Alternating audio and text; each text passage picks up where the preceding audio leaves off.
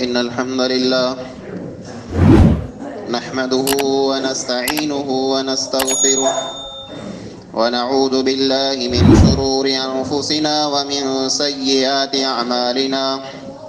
من يهده الله فلا مضل له ومن يضلل فلا هادي له. وأشهد أن لا إله إلا الله وحده لا شريك له. وأشهد أن محمدا عبده ورسوله أرسله بالحق بشيرا ونذيرا وداعيا إلى الله بإذنه وسراجا منيرا. أما بعد فإن خير الحديث كتاب الله وخير الهدي هدي محمد صلى الله عليه وسلم وشر الأمور محدثاتها وكل محدثة بدعة وكل بدعة ضلالة وكل ضلالة في النار. أعوذ بالله السميع العليم من الشيطان الرجيم. بسم الله الرحمن الرحيم. قاف والقرآن المجيد بل عجبوا أن جاءهم منذر منهم فقال الكافرون هذا شيء عجيب أإذا متنا وكنا ترابا ذلك رجع بعيد قد علمنا ما تنقص الأرض منهم وعندنا كتاب حفيظ بل كذبوا بالحق لما جاءهم فهم في أمر مريج أفلم ينظروا إلى السماء فوقهم كيف بنيناها وزيناها وما لها من فروج والأرض مددناها وألقينا فيها رواسي وأنبتنا فيها من كل زوج بهيج تبصرة وذكرى لكل عبد منيب. ونزلنا من السماء ماء مباركا فأنبتنا به جنات وحب الحصيد والنخل باسقات لها طلع نضيد رزقا للعباد وأحيينا به بلدة ميتا كذلك الخروج. وقال الله تعالى في كلامه المجيد أعوذ بالله من الشيطان الرجيم وأنا منا الصالحون ومنا دون ذلك وكنا طرائق قددا. हर किस्म जी हमदे सना वॾा याने वाखाण इबादतें बंदगी उन हिकिड़े अल्लाह वहदहू ला शरीक लहू जे लाइक़ न सज़ावार आहे जेको अल्लाह कुल काइनात जो ख़ालिक ज़मीन ऐं आसमान जो मालिक आहे। अल्लाह जी मुख़्तसर हमद खां बाद बेशुमार लातादाद दुरूद ऐं सलाम नाज़िल थिए उमूमन तमाम अंबिया अलैहिमुस्सलातु वस्सलाम मथे ऐं ख़ुसूसन आख़िरी नबी जनाब मोहम्मद मुस्तफ़ा अहमद मुजतबा सल्लल्लाहु अलैहि वसल्लम मथे अल्लाहुम्मा सल्ली व बारिक व सल्लिम अलैहि। हाज़रीन जुमा, बुज़ुर्गों, नौजवान साथियों, अॼु हिन जुमे जे अंदरि ख़ुतबे जो उनवान है जिने जी हक़ीक़त। इन खां पहिरीं ख़ुतबे जे अंदरि पिणु जिने जे बारे में अमोक ॻाल्हियूं आंखे साम्हूं बयान थियूं वयूं त जिते पाण ॻाल्हि छॾई वई उतां पाण ॻाल्हि अॻई खणूं था। ये तो पाण खे ख़बर पई जे जिन जो कुरिया ई पाण जहिड़ी मखलूक कई जीअं अल्लाह रब्बुल आलमीन पाण खे पैदा कयईं उन खे पण पैदा कयईं। पंहिंजो पे आदम अलैहिस्सलाम है अने उन जो जेको पे है वो इब्लीस है। जिने जी हक़ीक़त सम्झे ला करे पहिरीं ज़रूरी है जे पाण पिंड पिंड के न्यारे गिनो जे पाण में केतिरे वकले जा माण्हू आहिनि पामे कई माण्हू खासा आई नेक आई भला आई खैरखा आई ने कई माण्हू पामे जा ख़राब पण डिग आई ज़ालिम आई कूड़ा आई तो माण्हू जीअं इंसान दुनिया में खासा ने ख़राब रहा जिन्हें में पण ईअं ज खासा अने ख़राब जिन आई उन्ही मां जेको खासा जिन रहा जेको नेक आई वो पिंड जे कम में लगा पिया आई वो नेकी कई था वो नमाज पढ़ें था वो रोज़ा रखें था वो हज कई था वो मड़े नेकी जा कम कई था वो पिंड जी कौम में जिन्हें में दावत अने तबलीग जो पण कम कई था ॿिए खे पण मुसलमान बनाई था नेक बनाई था उन्हीं जिन्हें के पा इंसान से की मतलब नहीं वो कदें पांजी पचार नथा कई वो कदें पाके दुख नथा ॾिए वो कदें पाके तकलीफ़ नथा ॾिए पण जिन्हें में जो ॿई वकल जा जिन आई ॿई क़िस्म जा जिन आई वो जिन आई जो शरीर आई जो ख़राब आई ये पा इंसान के नियारे लायूं पा इंसान में जो ख़राब वें था वो माण्हू के तकलीफ़ ॾिए था इंसान इंसान के केतिरो सताए थो इंसान इंसान के केतिरा दुख ॾिए थो कई माण्हू आई जिन था कंहिं हिकिड़े आधे माण्हूअ खे हूंदो पण पा मां कई माण्हू दुखी आई तकलीफ़ में आई रोएं था मुसीबत में आई तंहिंजो कारण केरु आहे पा पंहिंजो इंसान कयासीं त उहो जिन जेको रहिया उहो त पंहिंजा हमेशह वटा दुश्मन आई इब्लीस जेको रहियो उन जे बारे में अल्लाह ताला कहिड़ो फरमाए पाण खे इन शैतान लकुम अदुवन फत्तखिज़ूहु अदुवा शैतान आजो खुलो दुश्मन आहे अने उनके ऐं पिंड जो दुश्मन समझजा हाणे जेको शैतान पिंड जी कौम में जा जिन्हें के जेको चुंडे थो जेको जिन उन जी ॻाल्हि मञे था उन जो चयो कई था ऊ अची करे इंसान के तकलीफ़ ॾिए था तकलीफ़ ॾिए था हिकिड़ो शैलो ऑप्शन है जैसे पाण चऊं था न कंहिं माण्हू के जिन चोटी रहियो आहे हिन में जिन है ई शैतान जो शैलो ऑप्शन है तैनू पहला शैतान कोरो कोरो करे थो ने शैतान जो मक़सद जेकॾहिं पूरो थी वञे थो त इंसान के शैतान जो चोटे नथो पण ई शैतान जो है न इन जा जो जिन रहन जी औलाद वो इंसान के तकलीफ़ में ॾिसी करे न राज़ी थिए था पाण ईअं चऊं था न पंहिंजो दुश्मन वे जेको जंहिं मथे पाण खार मारींदा आहियूं उन जो जेकॾहिं को नुक़सानु थिए त पाण दिलि ने दिलि में राज़ी थियूं था भले थियो त उहो शैतान जेको आहे उहो पंहिंजो हमेशह वटा दुश्मन आहे अने जिन्हें में जा जो ख़राब जिन रहा ने उन जी ॻाल्हि मञे था उहे पंहिंजा दुश्मन आहिनि हाणे इंसान के तकलीफ़ ॾियण लाइ करे इंसान के परेशान करे लाइ करे वो कई रास्ता जो है वो चूंडिए था पण शैतान जो जो मेन मकसद है न मेन मकसद जेकॾहिं पाण सम्झी लाहियूं त पंहिंजे मगज में जेकी पण कंफ्यूजन है वो मड़े दूर थी वञे शैतान जो मेन जो मकसद है वो ई है अल्लाह फरमाए तो इन्नमा यदउ हिज़्बहु लियकूनु मिन अस्हाबिस सईर शैतान जो है ये पिंड जी जमात के बोलाए तो पिंड जे माण्हूअ के बोलाए तो माण्हूअ के गुनाह जी दावत दे तो गुनाह कराए तो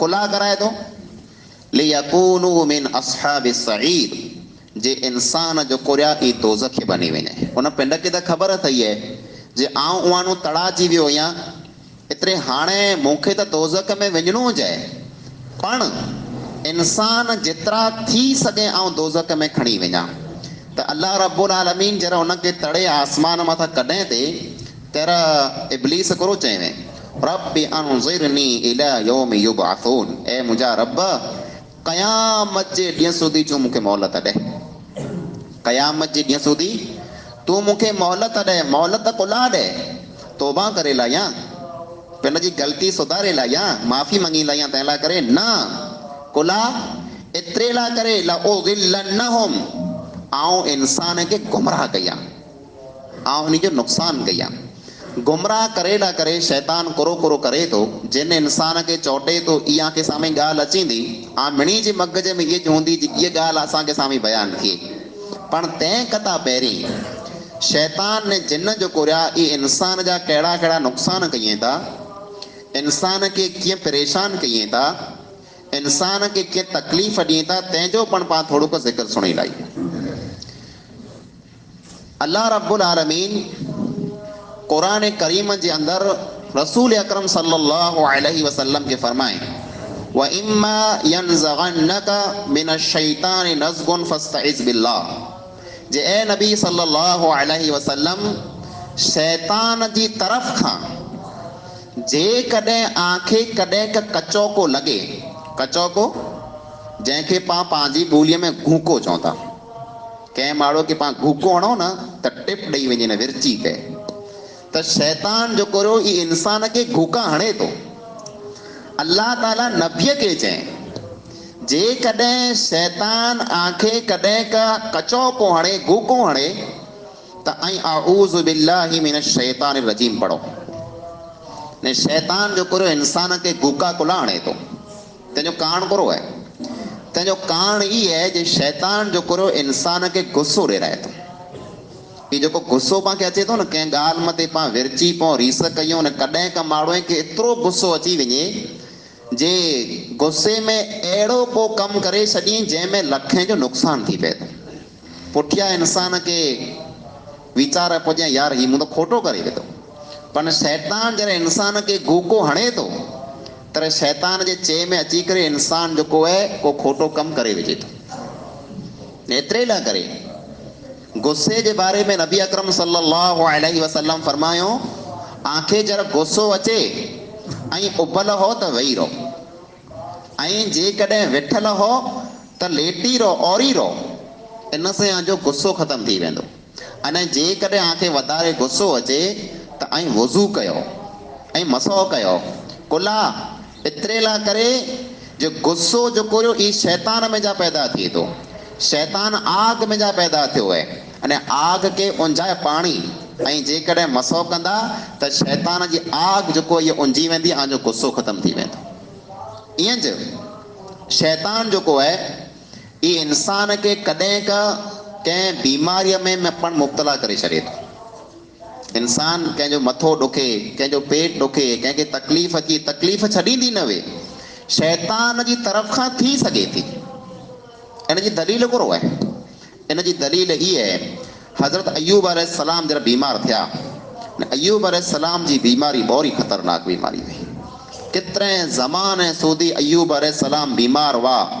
अहिड़ी बीमारी हुई जे मणे अयूब अलैहिस्सलाम मां हथ कढी विया, कुटुंब कबीरो ॿार बच्चा मणे हथ कढी विया, हिकिड़ो हिकिड़ो। अल्लाह रब्बुल आलमीन आज़माए ते पोइ जरा अयूब अलैहिस्सलाम अल्लाह रब्बुल आलमीन वटि दुआ मंगे था त चवनि था अन्नी मस्सनी शैतान बिनसबिन व अज़ाब, ऐं मुंहिंजा रब इन शैतान मूंखे ॾिघ तकलीफ़ ॾिने। ये तकलीफ़ जेको मूंखे मिलई आहे इन में शैतान जो पण हथ आहे, ई पण मूंखे कीअं न कीअं तकलीफ़ ॾिए थो। न इंसान खे घूको हणे तकलीफ़ थिए वारी आहे न। जीअं हिकिड़ी हदीस में रसूल अकरम सल्लल्लाहु अलैहि वसल्लम फरमायो इंसान जरा दुनिया में जन्म गिने थो, हिकिड़ो बच्चो जरा जन्म गिने थो, मां जे पेट मां जरा जन्म गिनी दुनिया में पुॼे थो त पहली जेको रड़ करे थो, नंढो बच्चो जेको पहली रड़ करे थो ई शैतान जे घूके जे कारण करे थो। इंसान दुनिया में जन्म गिने थो, शैतान तैयार वेठो वेठो न इनखे उन ई टाणे घूका हणे थो अने हीउ बच्चो रणी करे थो। एतिरे मरियम अलैहिस्सलाम जी माउ जेको वई उन जरा अल्लाह ताला वटां दुआ घुरे तर चए वे अल्लाह मुंहिंजो जेको बच्चो जन्म गिने इनखे अने पोइ इन जे पण औलाद खे ए अल्लाह तूं शैतान जे घूके खां बचाए छॾ। नबी अकरम सल्लल्लाहु अलैहि वसल्लम फरमायो ॿ इंसान अहिड़ा पैदा थिया आहिनि जंहिंजो जन्म जरा थियो त शैतान उन खे घूका न आई। उहो केरु आई? उहो आई मरियम अलैहिस्सलाम अने मरियम जो पुत्र ईसा अलैहिस्सलाम। कुला इन जी मां दुआ घुरे में अल्लाह इन खे शैतान जे घूके खां बचाइजांइ। त शैतान इंसान खे तकलीफ़ ॾिए थो। अने तंहिंजी हिकिड़ी दलील इहा पण आहे, नबी अकरम सल्लल्लाहु अलैहि वसल्लम जो साहबी आहे उस्मान बिन अबिल आस रज़ी अल्लाह ताला अन्हु नबी अकरम सल्लल्लाहु अलैहि वसल्लम वटि अची करे चवनि था, ए अल्लाह जा रसूल सल्लल्लाहु अलैहि वसल्लम, मूं जिन ॾींहं वटां इस्लाम क़बूल कयो आहे, जिन ॾींहं वटां ऐं मुसलमान थियो आहियां, उन ॾींहं वटां मुंहिंजे जिस्म में तकलीफ़ चालू थी वई आहे, मूंखे तकलीफ़ थिए थी। तंहिंजो कारण कहिड़ो आहे, सबबु कहिड़ो आहे, मूंखे कीअं ख़बर नथी पए। मां त नओं निमरो होसि, मां त चङो भलो होसि, पर जिन ॾींहं वटां मूं इस्लाम क़बूल कयो आहे, उन ॾींहं वटां मूंखे तकलीफ़ थी पई आहे। नबी अकरम सल्लल्लाहु अलैहि वसल्लम फरमायो, तोखे जिते तकलीफ़ थिए थी उते हथ रख, तोखे जिस्म में जिते तकलीफ़ थी थी उते तूं तुंहिंजो हथ रख, अने पोइ 3 फेरा चओ बिस्मिल्लाह बिस्मिल्लाह बिस्मिल्लाह, 3 फेरा चओ, अने पोइ 7 फेरा चओ अऊज़ु बिल्लाहि व क़ुदरतिही मिन शर्रि मा अजिदु व उहादिरु। ये दुआ तूं 7 फेरा पढ़, तुंहिंजी तकलीफ़ जेको आहे दूर थी वेंदी। उस्मान बिन अबिल आस रज़ी अल्लाह ताला अन्हु बयान कई था, मूं इन मथे अमल कयो अने मुंहिंजी तकलीफ़ जेको आहे उहा ख़तम थी वई। उहा तकलीफ़ कंहिं ॾिनी ते? उहा तकलीफ़ शैतान ॾिने ते। जे एतिरे लाइ करे जे इन्हनि जे मग़ज़ में इहा ॻाल्हि अची वञे कि जैसी आउं काफ़िर होसि तैसे नओं निमर होसि, न मुसलमान थियो आहियां, एतिरे मूंखे तकलीफ़ थी पई आहे, हाणे मूंखे इस्लाम में जा हथ कढणा पवंदा, अने इस्लाम मां हथ कढी वञे त जेको शैतान कामयाबु थी वञे। शैतान कॾहिं नेकी मथे जॾहिं इंसान अचे थो न, कई माण्हुनि खे पाण ॾिठो हूंदो, ना निमरा चङा भला फिरे पिया, पर जरा नेक बनिया, नमाज़ी बनिया, को बीमारी अची वई, को आफ़त अची वई, को मुसीबत अची वई, को टेंशन अची वियो, त उन्ही जे मग़ज़ में पण इहा ॻाल्हि अचे थी जे आउं यार हेतिरो वक़्तु नओं निमरो चङो भलो कॾहिं मुंहिंजो मथो की न ॾुखियो हो, मस्जिद में आयोसि, निमाज़ चालू कई न, हिकिड़ी ने ॿई व्याधि खुटे नथी, ऐं पोइ इन ई कारण इंसान जेको आहे वरी गुनहगार बणी वञे थो। ई कुला शैतान जेको आहे इंसान पुठियां लॻो पियो आहे जे इंसान खे आउं नेकी न करणु ॾियां, तंहिं लाइ करे उहो इंसान खे कॾहिं का बीमार पण करे विझे थो। बीमारी ॾींदड़ अल्लाह ताला आहे, शफ़ा ॾींदड़ अल्लाह ताला आहे, पर अल्लाह जे हुक्म सां शैतान पण कॾहिं के इंसान खे जेको आहे परेशान करे थो। हीअ शैतान रुॻो एतिरो नथो करे, न ई को हिकिड़ो शैतान न आहे, ऐं हिकिड़े शैतान खे न सम्झिजा। शैतान सां मुराद ई जिन रहिया जेको पाण परेशान कयूं था, हैरान कयूं था, गुनाह करायूं था, ई मड़ा जिन जरिया। शैतान पिन त हिकिड़ो हुजे, पर हर के इंसान भेरो जेको शैतान लॻो पियो आहे न, ई हिकिड़ो जिन आहे, हर के इंसान भेरो आहे। पाण मां कोई इंसान ख़ाली न आहे जंहिं भेरो को जिन शैतान न वे। जेतिरा पाण वेठा आहियूं न, पाण मिणी भेरा जिन न शैतान आहियूं। हदीस में रसूल अकरम सल्लल्लाहु अलैहि वसल्लम जरा फरमायो जे हर के इंसान भेरो हिकिड़ो जिन आहे न शैतान आहे। तर साहबा किराम पुछो, ए रसूलुल्लाह सल्लल्लाहु अलैहि वसल्लम, आ भेरो पण आहे? असां मिणी भेरो था रहियो, पर आ भेरो पण शैतान ने जिन आहे? तर फरमायो, हाँ मूं भेरो पण आहे, पर अल्लाह रब्बुल आलमीन मुंहिंजी मदद कयईं, उहो मुसलमान थी वियो आहे। उहो जिन जेको आहे, उहो शैतान जेको आहे, उहो पिंड मुसलमान थी वियो आहे। हाणे हमेशह मूंखे नेक कम जा हुक्म ॾे थो, कॾहिं पण मूंखे गुनाह जे कम जो हुक्म नथो ॾे। त पाण भेरा जेको जिन ने शैतान जा, उहे मुसलमान न थिया। उहे पाण भेरा जेको रहनि था, उहे पाण खे गुनाह जा ॾस ॾियनि था, उहे पाण खे खोटा ॾस ॾियनि था। अने ईअं ज नमाज़ जॾहिं हिकिड़ो इंसानु पढ़े थो न, त पाण मां कई माण्हू चवनि था जे यार नमाज़ आउं पढ़ां थो, पण नमाज़ में मुंहिंजो ध्यानु नथो लॻे, मूंखे विसविसा अचनि था, आउं भुली वञा थो, मूंखे यादि नथो रहे कहिड़ो पढ़ियोसि, केतिरियूं रकातूं पढ़ियोसि, कीअं ख़बर नथी वे। ई पण हिकिड़ो जिन आहे, हिकिड़ो शैतान आहे जेको इंसान जी नमाज़ खे भुलाए थो। ईज साबी उस्मान बिन अबिल आस जंहिं चयो हो जे मूंखे तकलीफ़ आहे जिन ॾींहं वटां मूं इस्लाम क़बूल कयो आहे, ईज साबी नबी अकरम सल्लल्लाहु अलैहि वसल्लम वटि अची करे चए थो जे ए अल्लाह जा नबी सल्लल्लाहु अलैहि वसल्लम, आउं नमाज़ जरा पढ़ां थो, आउं जरा नमाज़ पढ़ां थो, तेरा नमाज़ में भुली वञा थो, मूंखे ख़बर नथी वे केतिरियूं रकातूं पढ़ियोसि, कोरो पढ़ियोसि, कोरो नाहे पढ़ियोसि, मूंखे कीअं ख़बर नथी पए। नबी अकरम सल्लल्लाहु अलैहि वसल्लम फरमायो, ज़ाक शैतानुन, हिकिड़ो शैतान है, युक़ालु लहू खनज़ब, अने इन जिन जो न शैतान जो नालो आहे खनज़ब। जेको पाण खे नमाज़ भुलाए थो न, नमाज़ में विसविसा विझे थो, इन जिन जो न शैतान जो नालो आहे खनज़ब। खनज़ब हिकिड़ो नालो आहे जिन जो।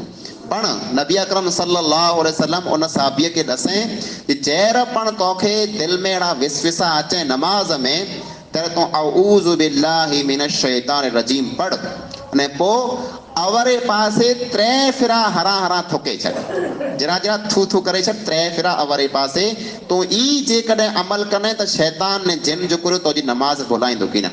अमर बिन आस रज़ी अल्लाह ताला अन्हु बयान कई था उस्मान बिन अबिल आस जे मूं इन मथे अमल कयो ने अल्लाह जे हुक्म से पुठियां ऐं नमाज़ में कॾहिं न भुलोसि।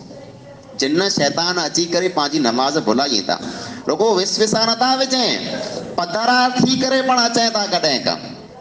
तंहिंजी दलील करो आहे नबी अकरम सल्लल्लाहु अलैहि वसल्लम साहबा किराम खे नमाज़ पढ़ायो। साहबा नबी अकरम सल्लल्लाहु अलैहि वसल्लम तहज्जुद जी नमाज़ पढ़िया राति जो। सुबुह जो जरा नमाज़ साहबा किराम खे पढ़ायो तर फजर जी नमाज़ पुठियां साहबा किराम खे चवनि था आउं राति नमाज़ पढ़ियोसि पे, तहज्जुद जी नमाज़ राति जो पढ़ियोसि पे, हिकिड़ो जिन आयो इफ़रीत जिन, वॾो बेहद वॾो जिन हिकिड़ो आयो अने मुंहिंजी नमाज़ तोड़ाए जी उन कोशिशि कयईं। नमाज़ में मूंखे हैरान ने परेशान कयईं। अल्लाह रब्बुल आलमीन मूंखे अहिड़ी ताक़त ॾिनई जी मूं उन जिन खे पकड़े लाथो, मूं उन जिन खे जले लाथो, पकड़े लाथो। अने पोइ मुंहिंजी दिलि में अहिड़ो ख़्यालु आयो जे इन जिन खे जेको आहे आउं कंहिं थंब से ॿधी छॾियां। मुंहिंजी दिलि में ख़्यालु आयो हिन जिन खे जले आउं कंहिं थंब से ॿधी छॾियां त मुसलमान सुबुह जो मड़े ॾिसे जी जिन अहिड़ा वेंदा। पण वरी मूंखे मुंहिंजे भाउ सुलेमान अलैहिस्सलाम जी दुआ यादि पई जी मुंहिंजे भाउ सुलेमान दुआ घुराएं, कई दुआ घुराएं, वहबली मुल्कन, ए अल्लाह मूंखे अहिड़ी बादशाहत ॾे ला यंबगी लिअहदिन मिन बादी जो ओड़ी बादशाहत क़यामत जे ॾींहं सुधी कंहिंखे न मिले। ए अल्लाह मूंखे अहिड़ी हुकूमत ॾे जो ओड़ी हुकूमत मूं पुठियां ॿिए कंहिंखे न मिले। अने मुंहिंजे भाउ सुलेमान खे अल्लाह ताला अहिड़ी हुकूमत ॾिने अने उन हुकूमत में कुरो हो, उन हुकूमत में जिन पण सुलेमान अलैहिस्सलाम जे ताबे हुआ, जिन पण सुलेमान अलैहिस्सलाम जा नौकर ने गुलाम हुआ, जिन जेको हुआ सुलेमान अलैहिस्सलाम जे चे विगर विख जी न खणंदा हुआ। इहा ताक़त, ई बर, इहा हुकूमत अल्लाह ताला सुलेमान खे ॾिने, पुठियां कंहिंखे न ॾिने। पुठियां जिन कंहिंजे कब्ज़े में न ई आया, जिन कंहिंजा गुलाम न ई बनिया। सुलेमान अलैहिस्सलाम खे अल्लाह इहा ताक़त ॾिने। नबीअ फरमाए जे मुंहिंजी दिलि में अहिड़ो ख़्यालु आयो जे हिन जिन खे आउं ॿधी छॾियां, पण वरी मूंखे अहिड़ो थियो जे मुंहिंजो भाउ सुलेमान दुआ घुरी वियो जे ए अल्लाह जिन मथे हुकूमत मूंखे ॾिज, ॿिए कंहिंखे न ॾिज, पर मूं हुन जिन में जा हथ कढी छॾिया। उहो जिन वेंदो हुयो। त ईअं जिन जेको रहिया ई इंसान जे खून में दौड़नि था। शैतान जेको आहे न, शैतान ई इंसान जे खून में दौड़े थो। नबी अकरम सल्लल्लाहु अलैहि वसल्लम फरमायो इन्न शैतान यजरी मिन इब्न आदम मजरा दम। शैतान जेको आहे ई इंसान जे जिस्म में ईअं ज दौड़े थो जीअं इंसान जो खून जेको आहे इंसान जे जिस्म में दौड़े थो। त खून जेको आहे पंहिंजे जिस्म जे अंदरि आहे, खून पंहिंजे अंगे जे अंदरि दौड़े थो, ईअं शैतान पण पंहिंजे अंगे जे अंदरि दौड़े थो। शैतान पण पंहिंजे जिस्म में ईअं ज कमु करे थो जीअं खून कमु करे थो। इन में जा पाणखे मालूम थिए थो कि जिन जेको रहियो, शैतान जेको रहियो, ई इंसान जे जिस्म में पण दाख़िल थी सघे थो। जिन जंहिंखे पंहिंजो जिन कंहिंखे चोटी रहियो आहे, जिन चोटे थो माण्हूअ खे, जिन जेको आहे कंहिंजे जिस्म में दाख़िल थिए थो। पण पाण में जेको वहम पिया आहिनि जे हर के माण्हूअ खे पाण ॾिसूं जे हिनखे जिन चोटी रहियो, त अहिड़ो न आहे। हर के माण्हू खे जिन नथो वे, जिन एतिरा नेवर न आहे जे पाण मिणी खे चोटी ॾे। अल्लाह रब्बुल आलमीन अहिड़ो उन खे बर ॾिने न आहे, अहिड़ी अल्लाह उन खे ताक़त न आहे ॾिने जे पाण मिणी खे चोटी ॾे। उन खे अल्लाह ताला अहिड़ी ताक़त ॾे न त पाण मां हिकिड़ो इंसान पण बाक़ी न बचे, मिणी खे चरिया करे छॾी। उन उहो पंहिंजा दुश्मन आहिनि, उन खे त बर खपे थो, ताक़त खपे थी जे मिणी इंसान खे असीं तबाह ने बर्बाद करे छॾियूं। पर अल्लाह रब्बुल आलमीन उन खे इहा ताक़त न ई ॾिने। ई पाण मां जेकॾहिं कंहिं इंसान खे चोटे थो, हैरान करे थो, त पाण पंहिंजे ईमान अने अमल जी कमज़ोरी आहे जेको पाण उनखे मौक़ो ॾियूं था। हिन जी हिकिड़ी दलील आहे, नबी अकरम सल्लल्लाहु अलैहि वसल्लम हिकिड़े सफ़र में हुआ। सफ़र में विया पे हिकिड़े कबीले वटां मटिया, उते हिकिड़ी औरत वई, हू पिन जो नंढड़ो बच्चो कोठे आ वई। बच्चो कोठे जरा आ वई तर नबी अकरम सल्लल्लाहु अलैहि वसल्लम खे चए थी जे हिन बच्चे खे को ज़माना थी विया तकलीफ़ आहे, मूं डिग इलाज कराया आहीं पर इनखे फ़ाइदो नथो थिए, हाणे आई कोन जो इलाज कयो। नबी अकरम सल्लल्लाहु अलैहि वसल्लम उन बच्चे के साम्हूं विहारे करे फीणा पढ़िया, दम कयो अने पोइ फरमायो उख़्रुज अदुवल्लाह इन्नी रसूलुल्लाह, ए अल्लाह जा दुश्मन तूं ॿाहिरि निकर, ऐं अल्लाह जो रसूल आहियां। ए अल्लाह जा दुश्मन तूं ॿाहिरि निकर, हिन में जा आऊं अल्लाह जो रसूल ने नबी आहियां। पोइ नबी अकरम सल्लल्लाहु अलैहि वसल्लम सफ़र में हलिया विया ने उन औरत खे चई विया जे आऊं जरा पाछो अचां त तूं मूंखे ख़बर ॾिजे तुंहिंजो बच्चो कीअं आहे। जरा पाछा सफ़र मां वरिया तर वरी उहानो मटिया तर उहो औरत जेको आ वई से पोइ बीरियूं हकले न आ वई, बीरियूं पोइ गिनी आ वई, कोला हदियो ने तोहफ़ो खणी आ वई। नबी अकरम सल्लल्लाहु अलैहि वसल्लम पुछियो तुंहिंजो बच्चो कीअं आहे, तर फरमाए चए मुंहिंजो बच्चो उन ॾींहुं वटां अल्हम्दुलिल्लाह बराबरि आहे ने आऊं ख़ुशि थी करे राज़ी थी करे आला करे 3 पोइ गिनी आ वई आहियां, ई मुंहिंजी तरफ़ खां आला करे हदियो आहे, हिनखे क़बूल कया। रसूल अकरम सल्लल्लाहु अलैहि वसल्लम साहबा किराम खे चयो 2 पोइ हिनखे पाछियूं वारे ॾियो अने हिकिड़ी पोइ जेको आहे ई पाड़े हलो, ॿिरी खणी हलो। मालूम थिए थो जे जिन शैतान जेको आहे इंसान जे जिस्म में दाख़िल थी सघे थो, इंसान खे तकलीफ़ ॾेई सघे थो, ई लिखार में दाख़िल थी लिखार में निकिरी वञे, इनखे अल्लाह रब्बुल आलमीन अहिड़ी ताक़त ॾिने, अहिड़ो बर ॾिने जे ई लिखार में हज़ारों किलोमीटर जो सफ़र करे लाहे थो। रुगो एतिरो न, ई हियानो ज़मीन मथां आसमान मथे चढ़ी वञे थो। नबी अकरम सल्लल्लाहु अलैहि वसल्लम खां पहिरीं जिन जेको आहे न, अल्लाह जा नबी दुनिया में जॾहिं कीन आया हुआ तंहिंखां पहिला जिन हिन ज़मीन मथां आसमान मथे चढ़ी वेंदा हुआ। पोइ हीउ जेको पहिलो आसमान जो 7 आसमान आहिनि, हिन पहले आसमान हेठि कन लॻाए करे सुणंदा हुआ जे अल्लाह जा मलाइक पिंड में कहिड़ियूं ॻाल्हियूं कयूं था, अल्लाह ताला कहिड़ो हुकुम कयईं जे हाणे दुनिया में कहिड़ो थिए वारो आहे। अल्लाह ताला जेकी पण हुकुम कंदो हो, जिब्रील खे चवंदो हो दुनिया में सवारे हाणे हीअं थींदो, पर हीअं थींदो, पोइ हीअ थींदो, पोइ हू थींदो, नफ़ो थींदो, नुक़सानु थींदो, कहिड़ो थींदो, ई मड़े अल्लाह रब्बुल आलमीन जिब्रील अलैहिस्सलाम खे चवंदो हो। जिब्रील अची करे ने मलाइके मणी खे चवंदो हो अल्लाह रब्बुल आलमीन ही हुकुम कयईं, दुनिया में हाणे मड़े ही थिए वारो आहे न। ई जिन जेको हूंदा हुआ उहो कन लॻाए करे सुणंदा पिया हुआ जे मलाइके कहिड़ियूं ॻाल्हियूं कयूं था। ऐं पोइ दुनिया में पाछा अची करे न काफ़िर खे मुशरिक खे उन खे ॾसींदा हुआ जे दुनिया में ही मड़े थिए वारो आहे। ऐं पोइ उहो जेको हूंदा भविष्यवाणी कंदा हुआ जे हाणे ही थिए वारो आहे, हाणे ही थिए वारो आहे। माण्हू उन खे मञंदा हुआ, माण्हू उन खे सजदा कंदा हुआ, माण्हू उन खे वॾा सम्झंदा हुआ, उहे मड़े गुमराह थी वेंदा हुआ। पण जब अल्लाह रब्बुल आलमीन नबी अकरम सल्लल्लाहु अलैहि वसल्लम के दुनिया में हलाएं तर अल्लाह रब्बुल आलमीन आसमान मथे पहरा लगाए छॾे, आसमान मथे अल्लाह रब्बुल आलमीन चौकीदार रखी छॾे। एतिरे लाइ करे जेको जिन हुआ सूरत जिन में अल्लाह रब्बुल आलमीन पिन ज़िक्र कयईं जो उहे चए था इन्ना कुन्ना नक़उदु मिन्हा मक़ाइद लिस्सम, जे मांद त असीं वञी करे आसमान में वेही रहंदा हुआसीं न ॻाल्हियूं सुणी अचींदा हुआसीं, पर हाणे कोन थिए थो। हाणे फमन यस्तमिल आन यजिद लहू शिहाबर रसदा, हाणे जेको पण जिन आसमान मथे वञे थो उतानो जेकॾहिं को ॻाल्हि सुणे जी कोशिशि करे थो त अल्लाह जा मलाइक जेको आहे उन मथे टांडो फिगाइनि था, अल्लाह जा मलाइक उनखे भॼाए सघनि था। को पण आसमान जी ॻाल्हि हाणे जिन नथा सुणी सघनि। अल्लाह रब्बुल आलमीन जिन ॾींहुं नबी अकरम सल्लल्लाहु अलैहि वसल्लम दुनिया में आया उन ॾींहुं वटां अल्लाह रब्बुल आलमीन आसमान खे पैक करे छॾे। हाणे को पण जिन आसमान मथे नथो वञी सघे अने को ॻाल्हि नथो सुणी सघे। इहा ॻाल्हि एतिरे लाइ करे सुणायां थो जे पाण मां कई माण्हू अहिड़ा वेह था जंहिंखे जिन चोटी रहियो आहे अने पोइ उहे ॻाल्हियूं कयूं था जे हिन जिन हलाए, हुन जिन हलाए, हिन चोटाए, हुन चोटाए। मुंहिंजा भाउ अहिड़ो कीअं नथो थिए। जिन माण्हू खे कुला चोटे थो, जिन चोटे त उन माण्हू जा अख़लाक आदतूं कहिड़ा बने था, जिन इंसान के के परेशान करे तो ने पो जिन जे कदे पाके चौटी रहे न उन जो इलाज करणो होवे त इलाज किए कराजे इंशाअल्लाह इन जो पण अगले जुमे में बयान अचींदो। अल्लाह रब्बुल आलमीन खां दुआ है अल्लाह रब्बुल आलमीन पा मणी के जेकी पण कुरान हदीस मुताबिक गाली सुयूं आई अल्लाह ताला अमल करी तौफीक अता फरमाए। अल्लाह रब्बुल आलमीन पा गुनाहगारन जा गुनाह माफ फरमाए। अल्लाह रब्बुल आलमीन पांजी नेकी कबूल फरमाए। अल्लाह ताला जेकी पण मुसलमान परेशान हाल है अल्लाह उनकी परेशानी के दूर फरमाए। अल्लाह रब्बुल आलमीन बीमार के शफाए कामिला आजिला अता फरमाए। जेकी मरीज हैं अल्लाह रब्बुल आलमीन उनकी कब्रें के कुशादा फरमाए। अल्लाह जैसे पाके जियारे तैसे इस्लाम मथे जियारे पांजो खात्मो जर करे तो खात्मो ला इलाहा इल्लल्लाह मथे करे। आमीन सुम आमीन व आखिरु दावाना अल्हम्दुलिल्लाहि रब्बिल आलमीन।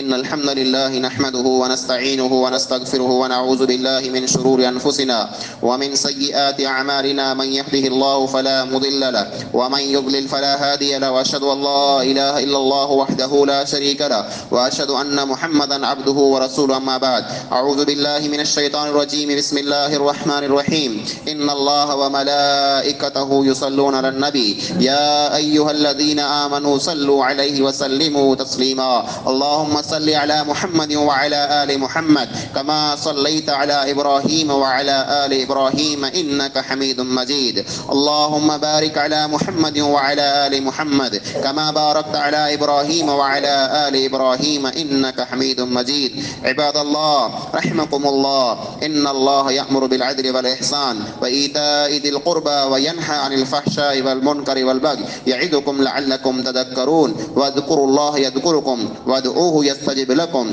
ولذكر الله تعالى أولى وأتم وأكبر والله يعلم ما تصنعون